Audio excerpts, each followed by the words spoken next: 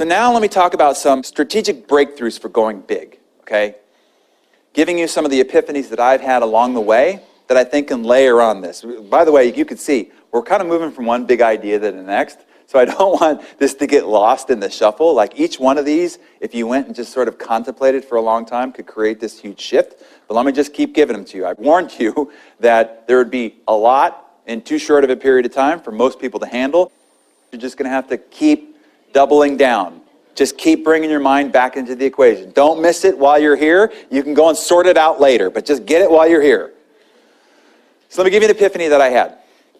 A while back, I was meeting with one of my mentors, and he was asking me about the year ahead and what I wanted to do and what goals I had and so forth. So I laid out all my goals, and I had all these great, ambitious, big, hairy, audacious business goals. And after I got done with my great presentation of my year ahead, he said, "Where's your life in that?"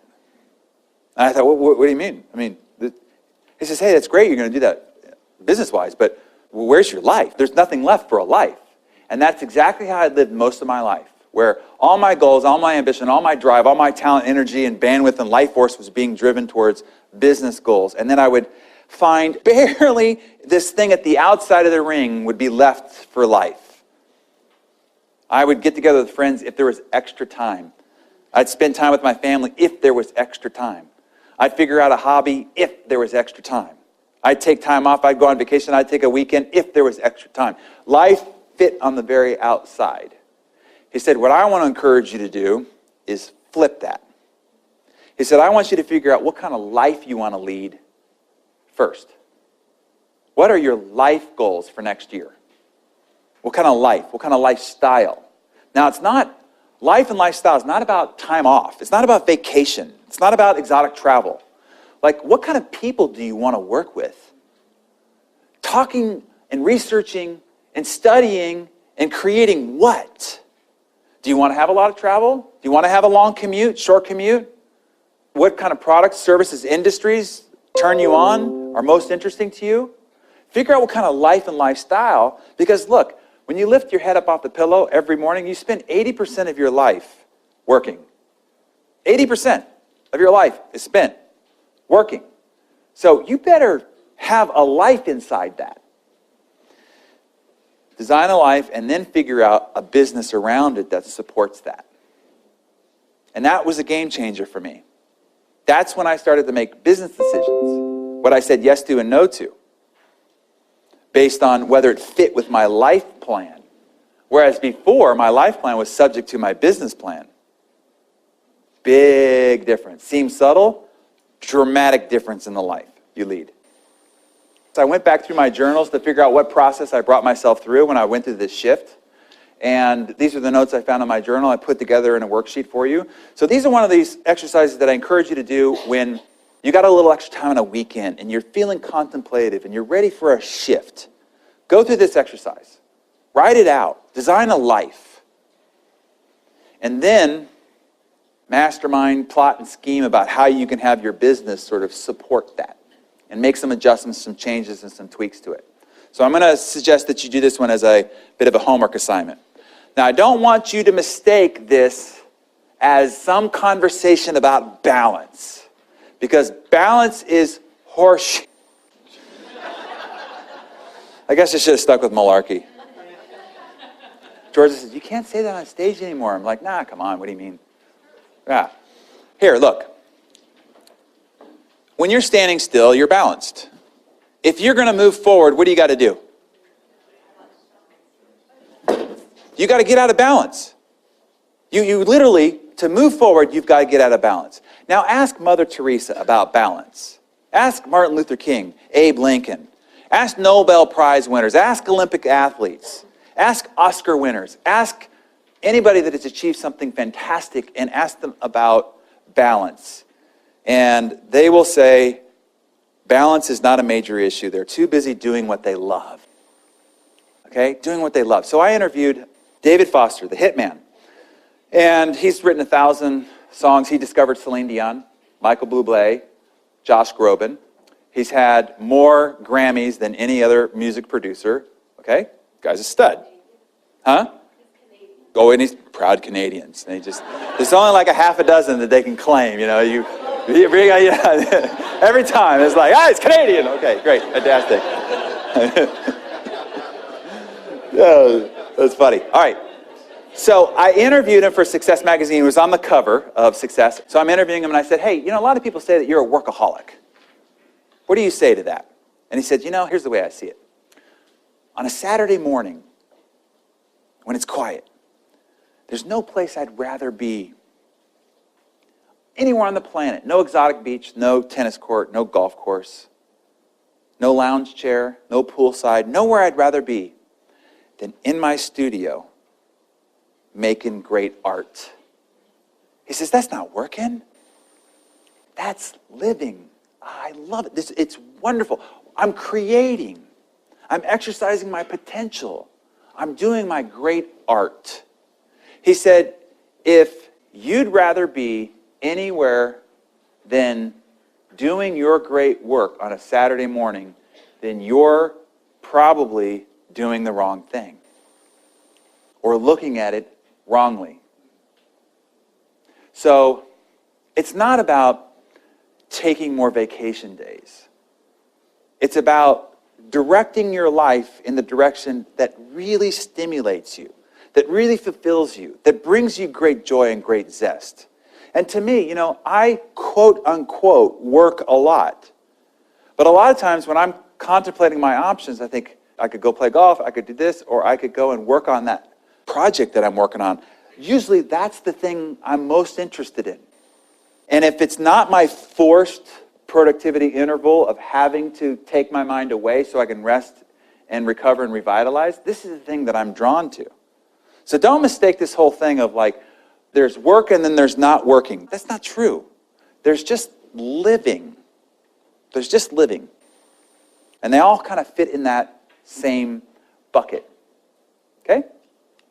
You have to ask yourself the question when you create your goals and your ambition is driving you to conquer new countries and territories is, do you want to get bigger to get better or just to get bigger?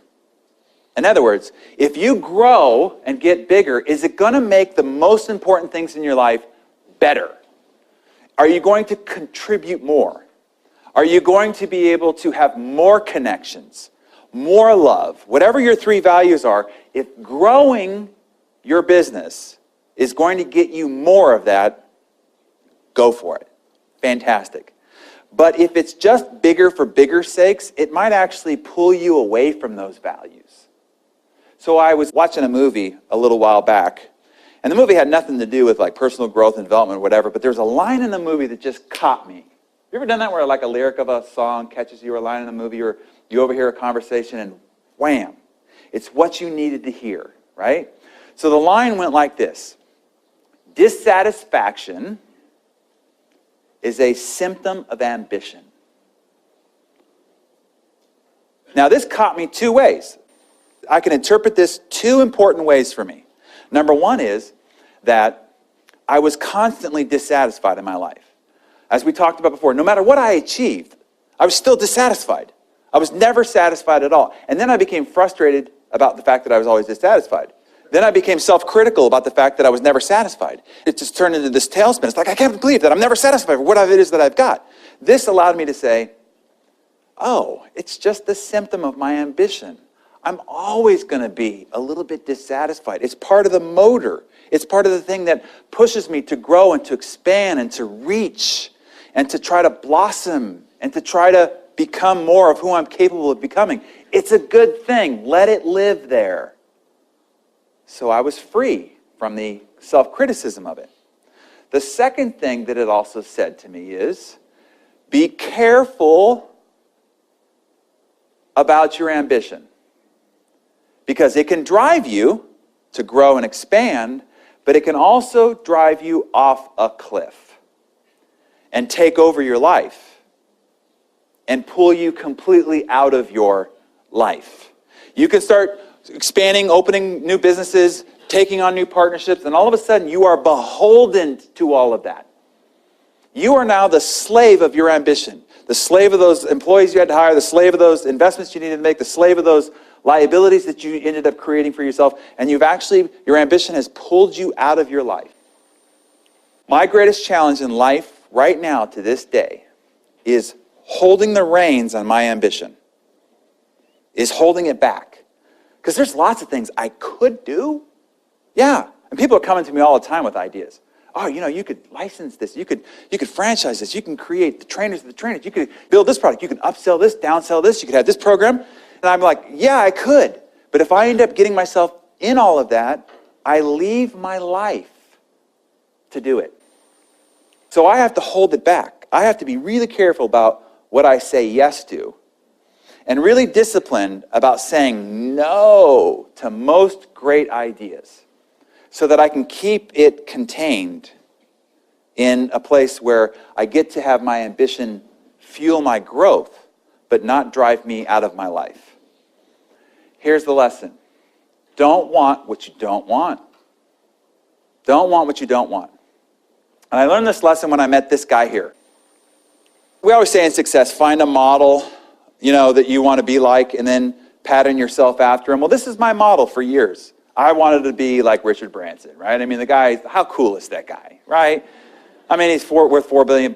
Always looks like he's having a good time. He's got some model on his back while he's kite surfing, I mean, he's just a cool cat, right? He's got his own private island.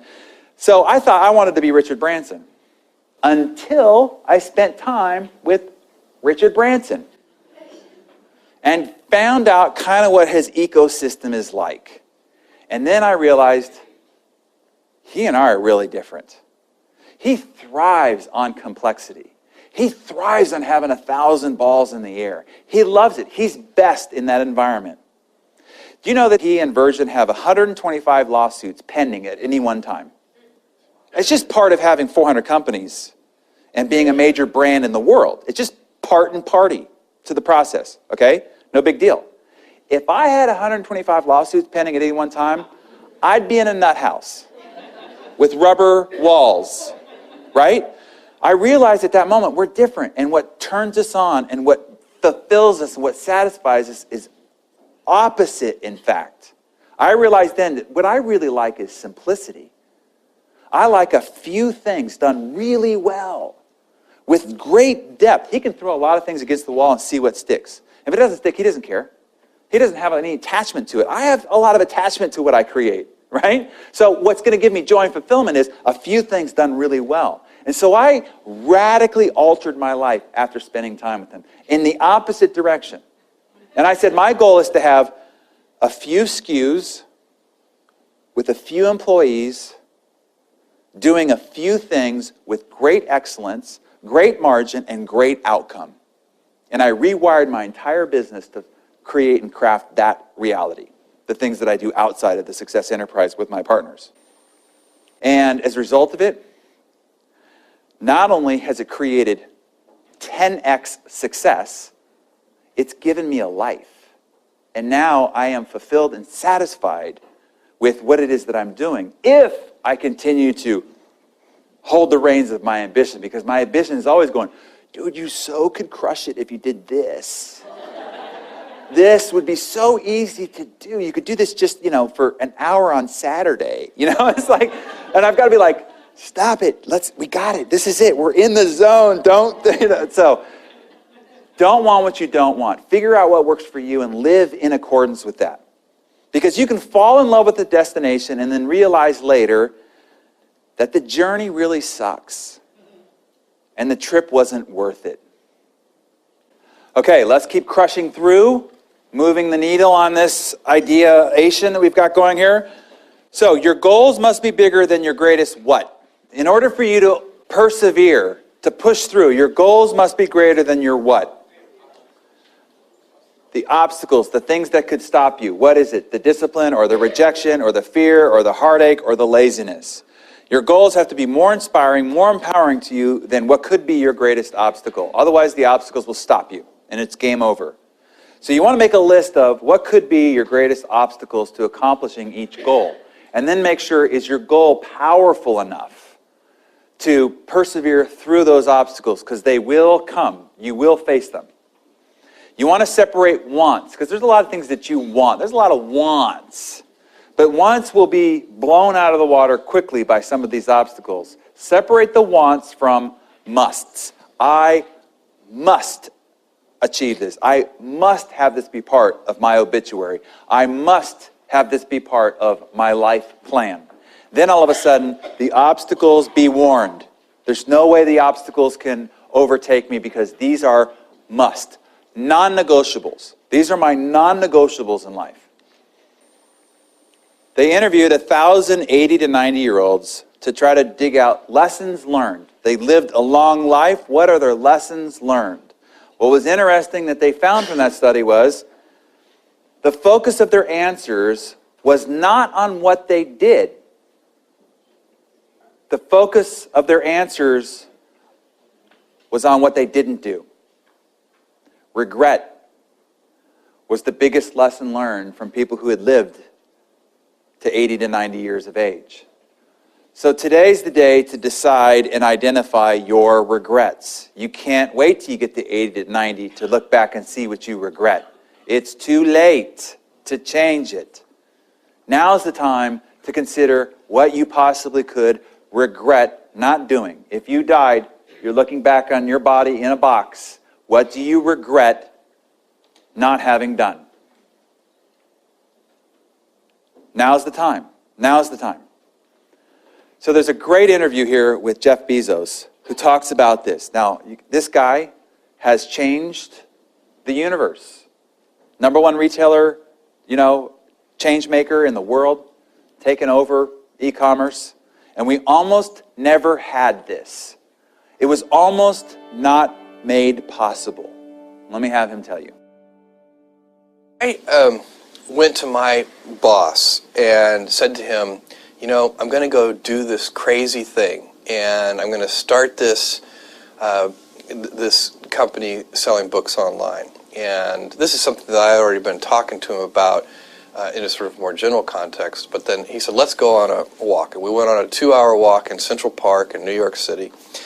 And the conclusion of that was this, he said, this actually sounds like a really good idea to me.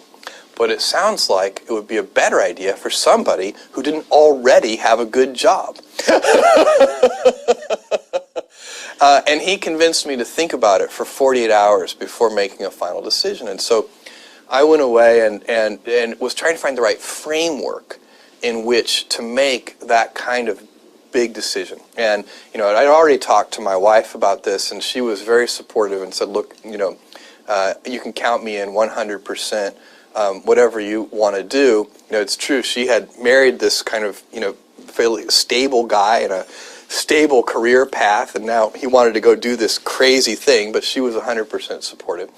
So it really was a decision that I had to make for myself, and the framework I found, which made the decision incredibly easy, was what I called, which only a nerd would call, a regret minimization framework.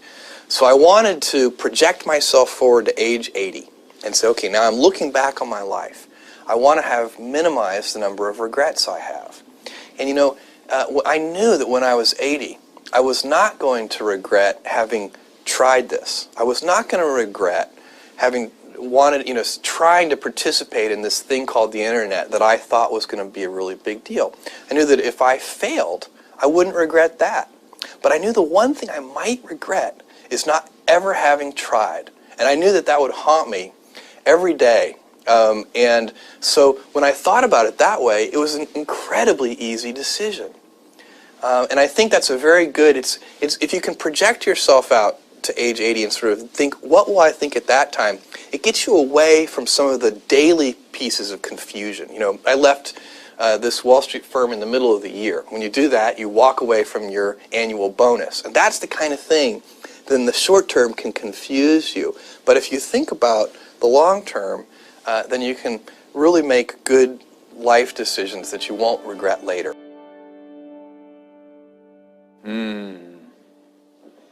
Imagine if he had not done that.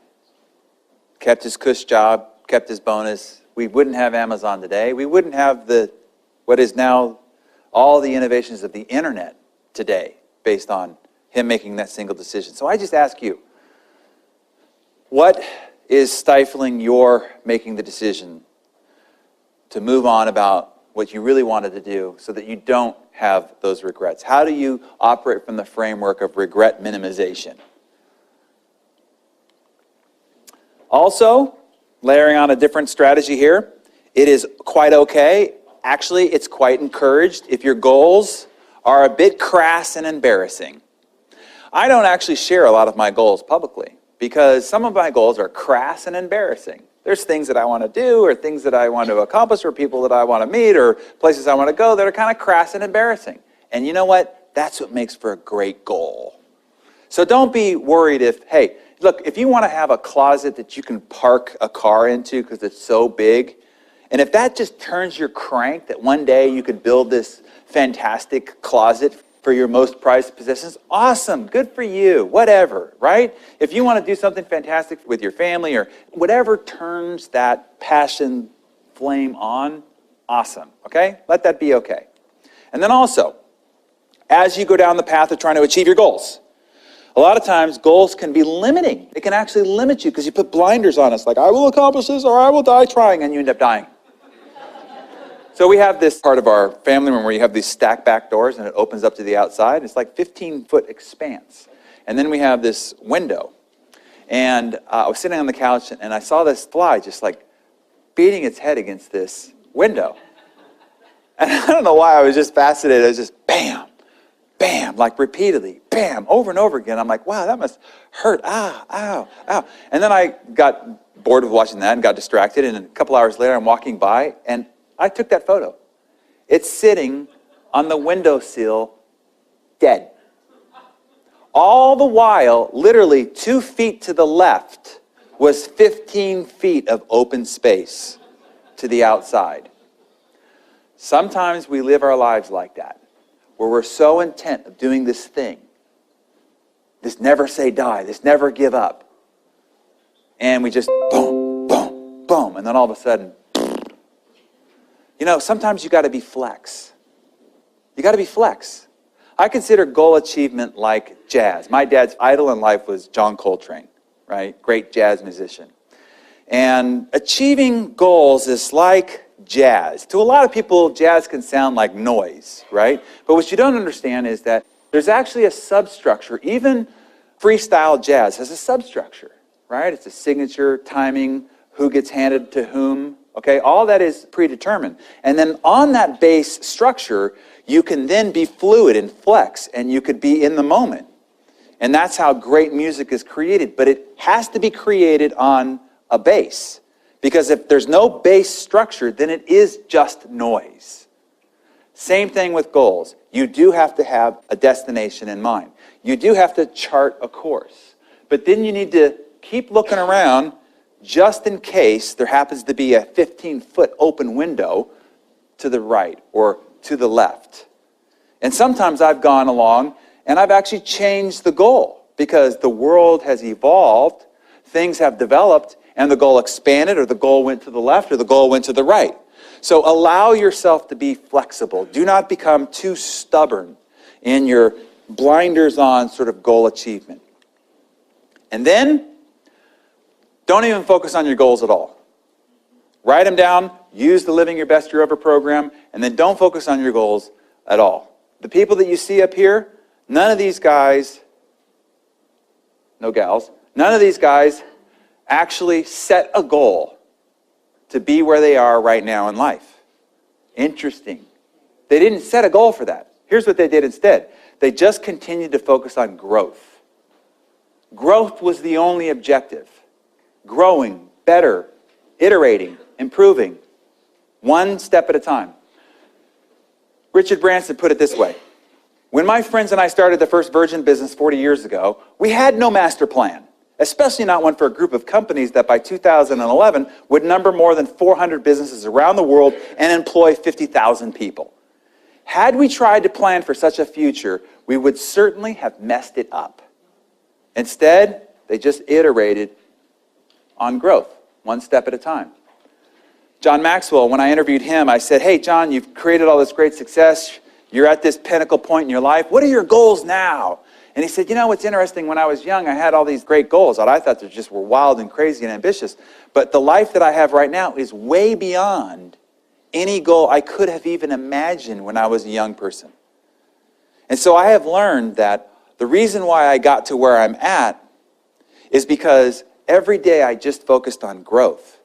And every day on top of every day focused on growth, I far surpassed anything I could ever have imagined. There's no way I could have set a goal to be the worldwide authority on leadership, write 50 books, get paid $60,000 for an hour. Who sets a goal for that? So I'm living a life I could never have imagined on a goal. I interviewed this guy not too long ago. He was on the cover of Success Magazine. This is Pete Cashmore, the CEO of Mashable. Started out as a blogger in Scotland. And I asked him, I said, what do you want to accomplish? What's the denting universe, the goal, objective for you? And he says, look, all I want to do, this is my only goal. I want to be better today than I was yesterday. And I want to prepare today to be better tomorrow. That's all I want to do. That's my goal. And I thought, man, that is beauty. That is exactly right. And as a result of that, the guy has surpassed any goal imaginable for a young guy like him, particularly a young guy from Scotland who starts out as a blogger. Just that constant focus of growth, iteration, one step at a time. Going back to the analogy, standing at the bottom of the staircase, if you continue to just look up at the big goal, it'll be paralyzing, it'll be stunting. Instead, just focus on one step of growth. One step of growth. And then you'll look up and go, wow, I far surpassed anywhere I could have even seen.